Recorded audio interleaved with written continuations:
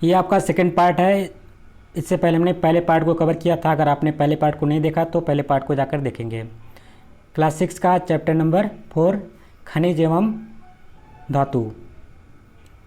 प्रश्न नंबर 4 है, column A से शब्दों को कॉलम बी के शब्दों से सही मिलान कीजिए।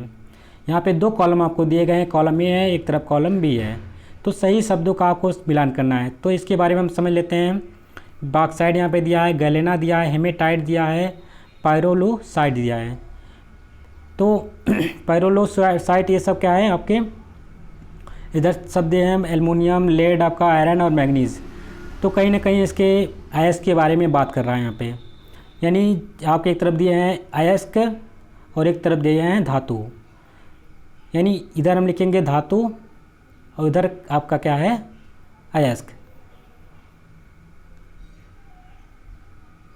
तो बॉक्साइड किसका अयस्क है, एल्युमिनियम का। गैलेना किसका अयस्क है, ये मिलान हो चुका है, एकदम सीधा सही है। गैलेना किसका अयस्क है, लेड का, यानी शीशे का। लेड को हम पीबी यानी इस तरह का उसका जो प्रतीक चिन्ह होता है पीबी होता है, लेड का है। एल्युमिनियम का आप जानते हैं एल होता है। आयरन का एफई होता है। हेमेटाइट किसका अयस्क होता है, आयरन का। वेरी इंपॉर्टेंट क्वेश्चन है। पायरोलुसाइड किसका है, मैग्नीज का। तो ये सब यहाँ पे अयस्क दिए गए हैं और उसके धातु दिए गए हैं, उसको आप कॉपी में नोट कर लेंगे। प्रश्न नंबर 5 है, निम्नलिखित प्रश्नों का संक्षिप्त उत्तर दीजिए। हमें संक्षेप में इसका उत्तर देना है। पहला प्रश्न है, खनिज तथा अयस्क में क्या अंतर है। तो हमने अभी ऊपर बात कर लिया था। खनिज वह पदार्थ है जिसे ज़मीन से खोदकर खुदाई करके प्राप्त किया जाता है, परंतु जिन खनिजों से धातुओं का निष्कर्षण सफलतापूर्वक किया जाता है उन्हें अयस्क कहते हैं। इसीलिए कहते हैं कि सभी जो अयस्क होते हैं खनिज होते हैं, परंतु सभी खनिज अयस्क नहीं होते हैं। सभी अयस्क जो होते हैं क्या होते हैं, खनिज होते हैं, परंतु जो सभी खनिज हैं वो अयस्क नहीं होते हैं। तो इन बातों को ध्यान रखना, क्योंकि आपको मालूम है जो अयस्क होते हैं उनसे हम धातु का निष्कर्षण कर पाते हैं, लेकिन सभी जो खनिज होते हैं क्या उससे हम सभी खनिजों से धातु निकाल पाते हैं। हमारे पास कितनी मिट्टियाँ, कितनी मिट्टी से हम खोद के निकालते हैं, बहुत से ढेर सारे पदार्थ मिलते हैं। क्या सभी पदार्थों से हमें एक धातु मिलता है, नहीं मिलता है। कुछ ऐसे अयस्क होते हैं जिससे हम धातु का निष्कर्षण कर पाते हैं। तो ये अंतर होता है दोनों के बीच में।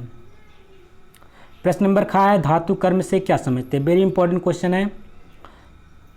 ये आपके लिए सिर्फ कक्षा 8 के लिए इंपॉर्टेंट नहीं है, अगर आप हाई स्कूल का जब एग्ज़ाम देने जाएंगे तो वहाँ के लिए उसके लिए भी वेरी इंपॉर्टेंट क्वेश्चन है। ये पूरा चैप्टर ही बहुत इंपॉर्टेंट है, इसको बहुत ध्यान से आप इसको नोट कर लेंगे। पूरे कॉपी जितने प्रश्न कराए जाते हैं उसको अपनी कॉपी में नोट करते चलेंगे। उत्तर में लिखेंगे धातु कर्म, हेडिंग डालेंगे धातु कर्म। किसी अयस्क के धातु की प्राप्ति, किसी अयस्क से धातु की प्राप्ति तथा उसके शुद्धिकरण की विधि को धातु कर्म कहते हैं। जब किसी अयस्क से, हम मान लीजिए एल्युमिनियम का अयस्क बॉक्साइड होता है, बॉक्साइड से धातु की प्राप्ति तथा उसके शुद्धिकरण की जो विधि होती है, जितने प्रोसेस होते हैं वो सब हमारे क्या कहलाते हैं, धातु कर्म। जैसे हमारा होता है चुंबकीय पृथक्करण विधि, गुरुत्वीय पृथक्करण विधि, फिल्म प्लवन विधि, निस्तापन, भर्जन, प्रगलन, ये सब क्या इतने जो प्रोसेस होते हैं कहीं ना कहीं ये आपके धातु कर्म के अंतर्गत आते हैं। अगला प्रश्न है, प्रश्न नंबर गा, धातुओं की अधातवर्धनीयता तथा तन्यता के गुण का क्या अर्थ है। वेरी इंपॉर्टेंट क्वेश्चन है। धातुओं की अधातवर्धनीयता तथा तन्यता के गुण का क्या अंतर है। उत्तर में लिखे, धातुओं को पीटकर चादर के रूप में परिवर्तित करने के गुण को अधातवर्धनीयता कहते हैं तथा धातुओं को खींचकर तार के रूप में परिवर्तित करने के गुण को तन्यता कहते हैं। यानी कोई अगर धातु है उसको हम पीट करके इसके रूप में कर दिए, चादर के रूप में बना दिए, तो ये हमारा क्या कहलाया, अघातवर्धनीयता। जबकि उसी धातु को हम खींच करके एक तार के रूप में बना दिए तो हमारा ये तार क्या कहलाया, हमारा तन्यता कहलाया। तो आपसे अगर पूछा जाए कि धातु का अघातवर्धनीयता तथा धातु का तन्यता क्या होता है तो आप आसानी से बता पाएंगे। प्रश्न नंबर घ है, धातुओं का संक्षारण क्या है। तो उत्तर में लिखेंगे, धातुओं को नम हवा में रखने अथवा वर्षा ऋतु में पानी में पड़े रहने पर उनकी सतह पर एक प्रकार की भूरे रंग की जंग या लेप जम जाती है। इस प्रकार धातु कमज़ोर हो जाती है। इस क्रिया को धातु का संक्षारण कहते हैं। लोहे के ऊपर भूरे रंग की जंग लगना तथा जस्ते के ऊपर सफ़ेद रंग की जंग लगना इसके उदाहरण हैं।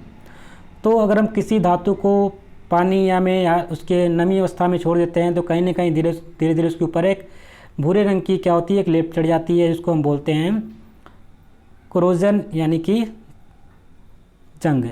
और उससे क्या होता है कि धातु कमज़ोर पड़ जाती है। और कभी भी आपसे एग्जाम में पूछा जाए कि मान लीजिए अगर किसी की धातु के ऊपर जंग लग जाती है तो उस धातु का भार बढ़ता है या घटता है, तो हमेशा बताना है कि अगर धातु के ऊपर जंग लग जाती है तो उसका जो भार होता है कहीं ना कहीं वो बढ़ जाता है। अगर हम बात करते हैं जैसे लोहे के ऊपर कोई प्रकार की जंग लगती है तो लोहे के ऊपर भूरे रंग की जंग लगती है, और जो आपका जस्ता होता है उसके ऊपर सफ़ेद रंग की जंग लगती है जो जस्ते के ऊपर। अगर इसी प्रकार आपको कॉपर की बात करते हैं, जो तांबे का बात करते हैं, जो आपका तांबे का लोटा आता है, कभी कभी आप देखते हैं जो पूजा घर में रखा रहता है तो उसमें आपको देखिए अगर बहुत दिन से अगर कोई लोटा पड़ा हुआ है जो तांबे का है तो उस पर हरे रंग की जंग लगती है। किस प्रकार की है? हरा कलर की।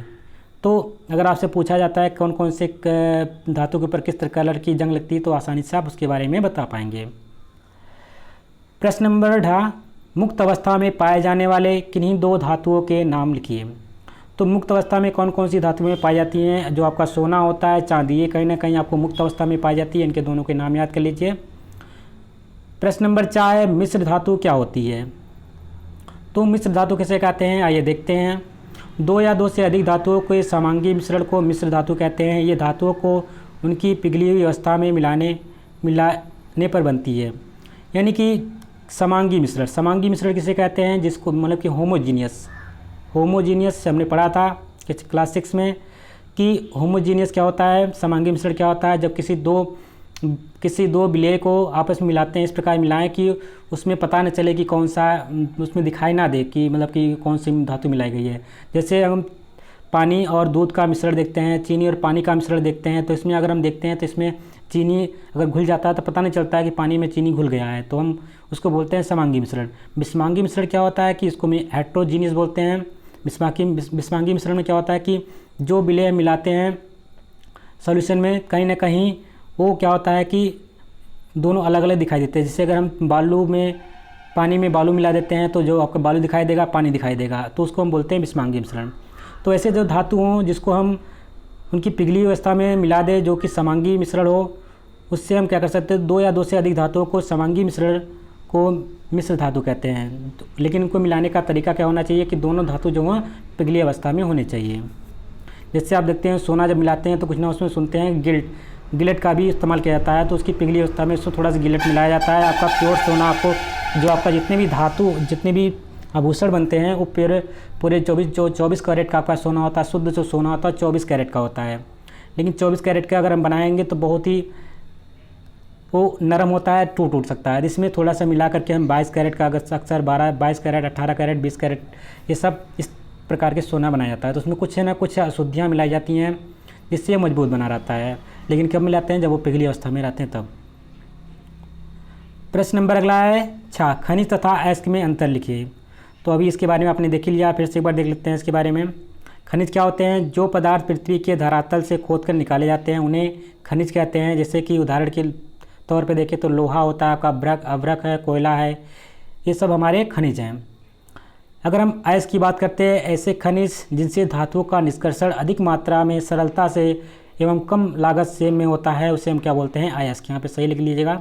इसको इंग्लिश में बोलते हैं ओर, ठीक है, ओर कहलाते हैं। उदाहरण के तौर पे देखते हैं तो बॉक्साइड एल्युमिनियम का अक्स है, जिप्सम है, कैलमान है, आपका है सिनेबार है, हेमेटाइट है, क्यूपरस पायराइट है, बहुत ढेर सारे हैं जिसके उसको आप नोट कर याद कर लेंगे।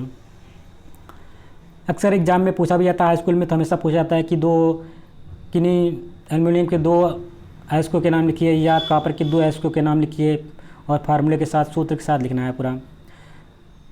प्रश्न नंबर है, किसी एक द्रव धातु का नाम लिखिए। वेरी इंपॉर्टेंट क्वेश्चन हमने बता चुके हैं। द्रव धातु कौन सा है, यानी कि कौन सा धातु है जो लिक्विड यानी कि द्रव के फॉर्म में होता है। तो द्रव के फॉर्म में पाए जाने वाला धातु क्या है? पारा है। प्रश्न नंबर 6 है, निम्नलिखित प्रश्नों का उत्तर दीजिए। तो जैसे कि यहाँ पे धातुओं को, पहला प्रश्न है, धातुओं की ऑक्सीजन से अभिक्रिया को उदाहरण सहित स्पष्ट कीजिए। जो धातु होते हैं अगर उससे हम ऑक्सीजन की क्रिया कराते हैं उसको हमें उदाहरण सहित बताना है। तो पहला इसका उत्तर है, पहला धातु आपका है यहाँ पे, धातु ऑक्सीजन के साथ क्रिया करके धातु ऑक्साइड बनाते हैं। पहली बात तो ये, जो धातु होते हैं वो ऑक्सीजन से क्रिया करने के बाद क्या बनाते हैं, आपका धातु ऑक्साइड। उदाहरण के तौर पे अगर हम देखते हैं तो सोडियम कमरे के सामान्य ताप पर ऑक्सीजन से क्रिया करके सोडियम ऑक्साइड बनाता है। सोडियम क्या होता है, एक ज्वलनशील पदार्थ होता है। अगर हम इसको खुले अवस्था में छोड़ देते हैं तो कहीं ना कहीं ये जल जाता है। और हमने बताया जो सोडियम होता है उसको हम आसानी से, धातु होता है उसको चाकू से हम आसानी से काट पाते हैं। तो यानी कि 4 टाइम अगर सोडियम ले लेते हैं और O2 लेते हैं तो क्या बनाता है, 2Na2 यानी सोडियम ऑक्साइड। सेकेंड इसमें है मैग्नीशियम का तार। मैग्नीशियम का तार ऑक्सीजन की उपस्थिति में जलकर मैग्नीशियम ऑक्साइड यानी सफ़ेद पाउडर बनाता है। तो जो मैग्नीशियम का तार होता है अगर उसको हम वायु की उपस्थिति में गर्म करते हैं, रख देते हैं, तो क्या होता है कि कहीं ना कहीं ये जलकर क्या बनाता है, मैग्नीशियम ऑक्साइड जो कि सफ़ेद पाउडर होता है। यानी 2Mg+O2 गिव्स आउट 2MgO, ये मैग्नीशियम ऑक्साइड है 2 टाइम्स। प्रश्न नंबर खा, धातु तथा अधातु की जल से क्रिया लिखिए। जो धातु है उसका और अधातु है उनको जल से क्रिया कराने पे क्या बनता है, इसके बारे में हमको लिखना है। जब हम धातु से जल की क्रिया कराते हैं तो जैसे कि यहाँ पे दिया गया है, जल से सामान्य ताप पर क्रिया कराने करके H2 गैस निकलती है। अगर हम धातु से जल की क्रिया कराते हैं तो कहने कौन सी निकलती गैस, हाइड्रोजन गैस निकलती है। अगर हम अधातु से क्रिया कराते हैं जल की तो सामान्य ताप पर क्रिया नहीं करती। इसको अगर हम अधातु से जल की क्रिया कराएंगे तो सामान्य ताप पे कभी क्रिया नहीं करेंगी। प्रश्न नंबर गा है, लोहा तांबा तथा सोने के अयस्क देश में कहाँ पाए जाते हैं। जो लोहा है आपका, तांबा है तथा सोने के जो अयस्क होते हैं कहाँ पे पाए जाते हैं, तो उत्तर में लिखेंगे लोहा जो हमारा पाया जाता है बिहार, उड़ीसा, मध्य प्रदेश, तमिलनाडु, कर्नाटक, छत्तीसगढ़। तांबा की बात करता है तो आंध्र प्रदेश, बिहार, राजस्थान, मध्य प्रदेश। सोने की बात करता है तो आपने सुना होगा कोलार की खान जो कर्नाटक में पड़ती है और आंध्र प्रदेश में। तो इन खानों से हमें सोना प्राप्त होता है, इन खानों से हमें तांबा प्राप्त होता है और यहाँ पे जो खाने हैं वहाँ पे हमें लोहा प्राप्त होता है। प्रश्न नंबर घ है, धातुओं की जल के साथ अभिक्रिया के 2 उदाहरण द्वारा स्पष्ट कीजिए। यहाँ पे लिख लीजिए कि धातु जल के साथ क्रिया करके क्या बनाते हैं, धातु हाइड्रोक्साइड या ऑक्साइड तथा हाइड्रोजन गैस बनाते हैं। जो धातु होते हैं जल के साथ क्रिया करने के बाद क्या बनाएंगे, या तो धातु हाइड्रोक्साइड बनाएंगे या ऑक्साइड बनाएंगे और उसके साथ साथ हाइड्रोजन गैस भी बनाते हैं हम। दूसरा है, जैसे कि यहाँ पे है पहला पॉइंट, पहला है उदाहरण के जो उदाहरण आपका दिया गया, पहला उदाहरण है सोडियम धातु जल के साथ तीव्र गति से अभिक्रिया करके सोडियम हाइड्रोक्साइड तथा हाइड्रोजन गैस बनाता है। हमने सोडियम ले लिया और 2 टाइम्स जल ले लिया। अब क्या बनाया है, सोडियम हाइड्रोक्साइड NaOH कितना बनाया, 2 टाइम्स, और प्लस क्या है गैस, हाइड्रोजन गैस निकली। इसी प्रकार अगर आप दूसरा देखते हैं, दूसरा पॉइंट, तो मैग्नीशियम भाप या गर्म पानी के साथ क्रिया करके मैग्नीशियम ऑक्साइड तथा हाइड्रोजन गैस बनाती है। जो मैग्नीशियम होती है आप उसको H2O से क्रिया करा देंगे जल से तो क्या बनाएगी, magnesium oxide, MgO magnesium oxide हो गया, प्लस H2O जो गैस है वो निकल जाएगी। ठीक है, तो ये 2 आप क्रियाएँ थे उसको आप नोट कर लेंगे। प्रश्न नंबर ढ, सोडियम धातु का जल तथा ऑक्सीजन से क्रिया का रासायनिक समीकरण दीजिए। जो सोडियम धातु है और जल है उसका हमें ऑक्सीजन से क्रिया का रासायनिक समीकरण देना है। तो उत्तर में लिखेंगे सोडियम धातु की जल से क्रिया कराने पर क्या हमें मिलता है, सोडियम धातु जल के साथ तीव्र गति से अभिक्रिया करके सोडियम हाइड्रोक्साइड बनाता, अभी अपने ऊपर देखा, तथा हाइड्रोजन गैस बनती है। तो हमने सोडियम 2Na ले लिया, 2H2O लिया, गिव्स आउट हो गया 2NaOH सोडियम हाइड्रोक्साइड और H2O गैस बन गई। अब हमें क्या कराना है, इसकी ऑक्सीजन से क्रिया करानी थी।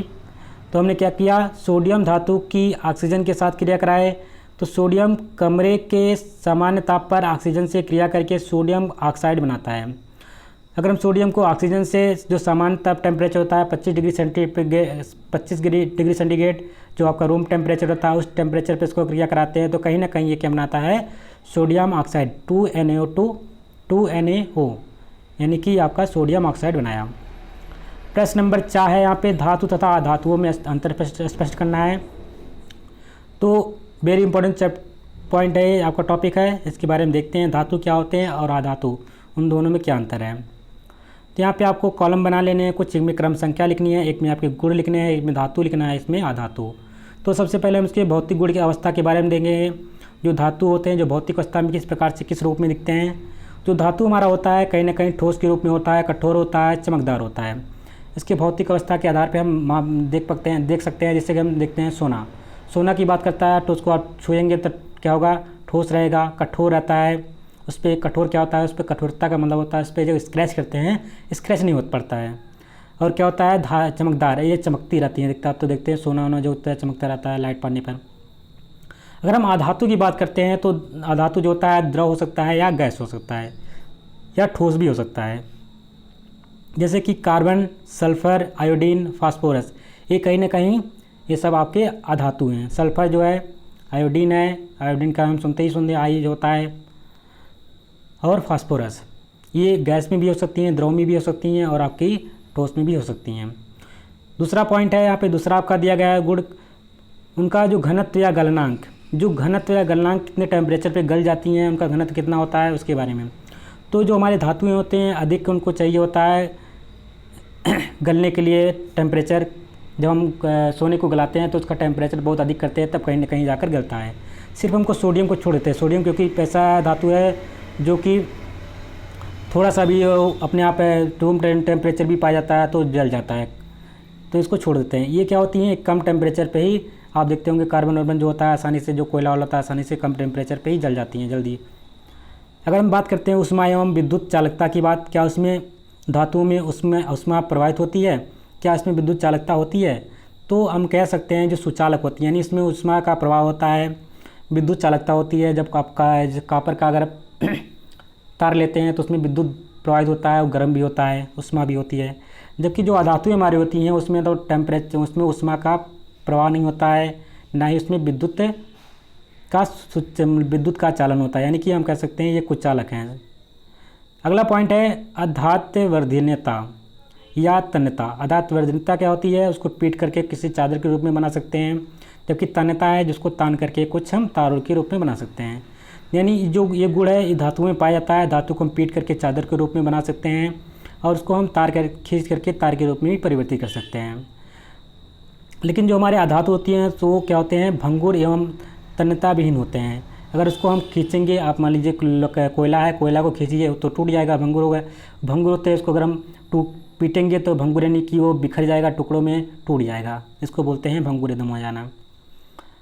तो ये सब पॉइंट है। लास्ट है आपका पॉइंट है जल से क्रिया। अगर हम धातु का मान लीजिए जल से क्रिया कराते हैं तो कैसा उसका व्यवहार होगा। तो समान ताप पर अगर हम क्रिया कराते हैं तो क्या कौन सी गैस निकलती है, धातुओं से हाइड्रोजन गैस निकलती है। अगर हम समान ताप पर क्रिया करा ही नहीं सकते हैं। जो अधातुएं होते हैं उनको हम जल से क्रिया समान ताप पे नहीं करा पाते। तो इतने पॉइंट है। तो भौतिक गुण के बारे में देखा, घनत्व के बारे में, गलनांक कैसा होता है, ऊष्मी एवं विद्युत चालकता कैसी होती है, आघात वर्धनीयता या तन्यता देखा और जल से क्रिया देखा। ये आपके धातु थे या अधातु, इसके बारे में आप नोट कर लेंगे। ये कहीं ना कहीं इम्पॉर्टेंट क्वेश्चन है आपके आने वाले एग्जाम पॉइंट ऑफ व्यू से। प्रश्न नंबर 6, धातु के संक्षारण को रोकने के लिए अपनाई जाने वाली विभिन्न विधियों का वर्णन कीजिए। तो मान लीजिए आपको अगर धातु को कोरोजन से बचाना है, संक्षारण से बचाना है तो क्या क्या विधियाँ अपनाते हैं। आपने अक्सर अपने घरों में भी किया होगा ये चीज़। तो सबसे पहले हम क्या करते हैं, धातुओं के संक्षारण को रोकथाम की विभिन्न विधियों को अपनाते हैं। पहला विधि क्या है, पेंट का लेप चढ़ाकर। आप देखते होंगे अगर आपने घर में कहीं ना कहीं जो आपके दरवाजे में अगर कोरोजन हो रहा है, जो लोहे की है या लकड़ी की भी होती है, तो कहीं ना कहीं आप देखते हैं अगर लकड़ी ख़राब हो रही है तो उस पर हम क्या करते हैं, पेंट का लेप लगा देते हैं, यानी कि उस पर उसको पेंट कर देते हैं। तो पहला यहाँ पे पॉइंट है पेंट का लेप चढ़ाकर। धातुओं की वस्तुओं की सतह पर पेंट लगाकर उसे क्षरण से बचाया जा सकता है। इसी कारण लोहे से बने फर्नीचर, लोहे के पुल, रेल डिब्बे, बस, ट्रक आदि को पेंट किया जाता है। दूसरा है कि ग्रीस या तेल लगा करके आप देखते हैं कहीं कहीं पे हम लोग वहाँ पे ग्रीस और तेल भी लगा देते हैं, जिससे वो क्या होता है कि उसका क्षरण नहीं होता है, उसका संक्षारण नहीं होता है, उसको में कोरोजन नहीं लगती है। जैसे कि नए औजारों जैसे कैंची में देखते हैं कि चाकू में, मशीन आदि पर ग्रीस या तेल लगाकर उन्हें क्षरण से बचाया जाता है। अगर कहीं कहीं जो हमारे पुर्जे होते हैं जब वहाँ पे चलाते हैं तो ख़राब होने लगता है, तो उसमें क्या करते हैं थोड़ा ग्रीस डाल देते हैं तो मुलायम हो जाता है, तो जल्दी पुर्जे ख़राब नहीं होते हैं, क्षरण भी नहीं होता उनका, कोरोजन भी नहीं लगता है, जंग भी नहीं लगती है। तीसरा पॉइंट है गैल्वेनीकरण। गैल्वेनीकरण क्या होता है? धातु चढ़ाना। जैसे मान लीजिए लोहे को जंग से बचाने के लिए क्या करते हैं, लोहे की चादर या अन्य पात्र को पिघले हुए जस्ते में डुबो देते हैं। मान लीजिए किसी धातु को हमको जंग से बचाना है तो जो एक पिघला हुआ जस्ता होता है लिक्विड फॉर्म में, उस धातु को ले जाकर उसमें डुबो देते हैं, तो उसको इस प्रकार के हम क्या बोलते हैं, गैल्वेनीकरण यानी धातु चढ़ाना। गैल्वेनीकरण आपका कहलाता है। चढ़ा देते हैं जिसके कारण लोहे पर जस्ते की ये पतली परत जम जाती है। इससे लोहे का उपयोग बाल्टी, टंकी आदि बनाने में किया जाता है। अगला है पॉइंट इलेक्ट्रोप्लेटिंग यानी विद्युत का लेपन। कुछ धातु जैसे क्रोमियम, निकेल तथा टिन वायुमंडल में उपस्थित ऑक्सीजन एवं नमी से प्रभावित नहीं होते। लोहे का क्षरण रोकने के लिए उसके चारों ओर क्रोमियम या टिन की इलेक्ट्रोप्लेटिंग की जाती है। एल्युमिनियम को क्षरण से बचाने के लिए उसके ऊपर एल्युमिनियम ऑक्साइड का विद्युत लेपन किया जाता है। कुछ ऐसे चीज़ें हैं जिससे कि आपका क्रोमियम है, निकिल है, टिन है, ये सब वायु की उपस्थिति में क्या होते हैं, कभी भी इसका या नमी से प्रभावित नहीं होते हैं, इन पे क्रोजन नहीं होता है। तीन ही काम उपयोग करके जो लोहे हमारे होते हैं उनके ऊपर हम लेप चढ़ा देते हैं। कैसे? इलेक्ट्रोमैग्नेटिक इलेक्ट्रोप्लेटिंग के थ्रू आउट। एल्युमिनियम की अगर एल्युमिनियम के आपके पास है, एल्युमिनियम को क्षरण से बचाना है तो उसके ऊपर हम क्या कहलाते हैं, एल्युमिनियम ऑक्साइड का विद्युत लेपन कर देते हैं। इस प्रकार से हम अपने धातुओं को क्षरण से बचा सकते हैं। पॉइंट नंबर 5 है मिश्र धातु बनाकर। कभी कभी क्या होता है कि एक धातु से दूसरी धातु या अधातु मिलाने पर वह अधिक कठोर, स्थायी तथा संक्षारण में सुरक्षित हो जाती है। जैसे कि स्टील, लोहा तथा कार्बन का मिश्रण मिश्र धातु है जिसमें आसानी से जंग नहीं लगता है। कभी कभी क्या करते हैं कि कई धातुओं को मिक्सअप करके मिक्सचर बना देते हैं, मिलाने के बाद कहते हैं कि वो उस धातु से थोड़ा अलग बन जाती है। उस पर क्या होता है, जंग का उतना प्रभाव नहीं होता है जितना पहले से होता था, और वो मजबूत हो जाती हैं पहले की अपेक्षा में। प्रश्न नंबर लास्ट है आपका, तवे की हैंडल में लकड़ी लगी होती है क्यों? जो आपका तवा होता है उसके हैंडल में लकड़ी क्यों लगाई जाती है? उत्तर में लिखेंगे या इसका आंसर आप लोग आसानी से दे सकते हैं, अपने घर में देखा होगा। अगर जो लोग खाना भी बनाते हैं वे तवे को देखे होंगे लकड़ी क्यों लगाई जाती है, उसको आप आसानी से बता सकते हैं। तो आइए देखते हैं। लकड़ी ताप का कुचालक होता है। जी कुचालक किसे कहते हैं? जिसमें टेम्परेचर एक स्थान से दूसरे स्थान तक ना जाए। अगर हम लकड़ी को रख देंगे एक सिरे को गर्म करेंगे तो दूसरे सिरे पर टेम्परेचर नहीं पहुंचता है, लेकिन हम लोहे को अगर एक सिरे को गर्म करते हैं तो धीरे धीरे क्या होगा, लोहा का जो दूसरा भी सिरा धीरे धीरे गर्म हो जाता है, एक कड़ दूसरे कड़ को गर्म करते चले जाते हैं। तो इसको हम बोलते हैं कुचालक, यानी कि जो जिसमें ताप का ट्रांसफ़र एक स्थान से दूसरे स्थान तक ना हो, उसे हम बोलते हैं कुचालक। तो हम क्या करते हैं, लकड़ी का जो ताप का कुचालक है इसके पकड़ने से हाथ नहीं जलता, इसलिए जब इसको हम पकड़ते हैं तो कहीं ना कहीं जो हमारा हाथ होता है वो नहीं जलता है। इसलिए हम क्या करते हैं, तवे की जो हैंडल होती है उसमें क्या लगा होता है, लकड़ी लगी होती है। यानी कहीं ना कहीं हमारे हाथों को सुरक्षा देने के लिए तवे में लकड़ी की हैंडल लगाई जाती है। ये चैप्टर यहीं पे कंप्लीट होता है।